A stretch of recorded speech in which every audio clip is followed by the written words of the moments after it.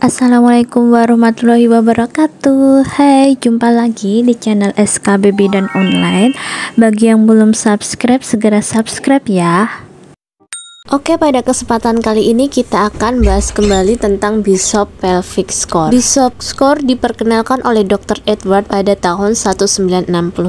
Jadi, Bishop Score suatu sistem scoring untuk menilai kemungkinan keberhasilan induksi persalinan. Jadi, untuk aspek yang dinilai itu ada posisi serviks, konsistensi serviks, dilatasi serviks, penifisan serviks, dan penurunan dari kepala bayi. Nah, berikut ini sistem scoring serviks Bishop yang digunakan untuk menilai derajat kematangan serviks. Faktor yang pertama yang harus kita perhatikan yaitu posisi serviks. Ini untuk skor 0 itu posterior, untuk skor 1 ini pertengahan atau mid position, kemudian skor 2 itu kemudian anterior. Untuk faktor konsistensi serviks, hasil skornya 0 jika firm atau kaku, skor 1 jika hasilnya medium, skor 2 jika hasilnya lunak atau soft. Faktor berikutnya yaitu effacement atau pendataran. Skornya 0 jika hasilnya 0 sampai 30%, skor 1 jika hasilnya 40 sampai 50%, skor 2 jika hasilnya 60 hingga 70%,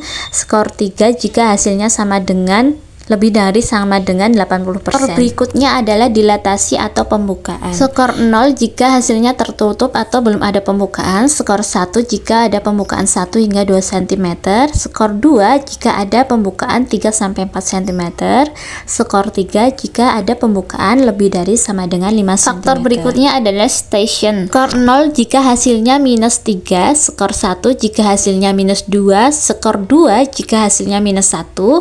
Kemudian untuk skor 3 jika hasilnya positif 1 atau positif 2. Posisi atau arah serviks ditentukan berdasarkan arah dari serviks terhadap kepala bayi. Untuk konsistensi dikategorikan sebagai kaku, sedang, atau lunak. Effacement atau pendataran ini kita tentukan berdasarkan panjang kanalis cervicalis saat pemeriksaan dibandingkan dengan kanalis cervicalis yang belum mengalami pendataran. Untuk faktor dilatasi kita tentukan berdasarkan pembukaan serviks. Untuk station kita tentukan berdasarkan bagian terendah janin terhadap spina ischiadica. Nah, berikut ini gambar cervical position atau posisi serviks. Anterior, mid position, dan posterior. Sisi posterior skornya 0, mid position skornya 1, posisi anterior skornya 2. Berikut ini untuk gambar effacement atau pendataran ya. Jadi skornya 0 jika pendataran terjadi 0 sampai 30%, skornya 1 jika pendataran terjadi 40 hingga 50%, skor 2 jika hasilnya 60 hingga 70%, skor 3 jika hasilnya lebih dari sama dengan 80% effacement. Berikutnya faktor dilatasi, ini pembukaan 0 sampai 10 cm. Skornya 0 jika pembukaan 0 atau tertutup, skor 1 jika pembukaan 1 hingga 2 cm, skor 2 jika pembukaan 3 sampai 4 cm, kemudian skornya 3 jika pembukaan 5 cm. Faktor selanjutnya yaitu softness atau konsistensi. Untuk skornya 0 jika hasilnya kaku, skor 1 jika hasilnya medium, skor 2 jika hasilnya lunak.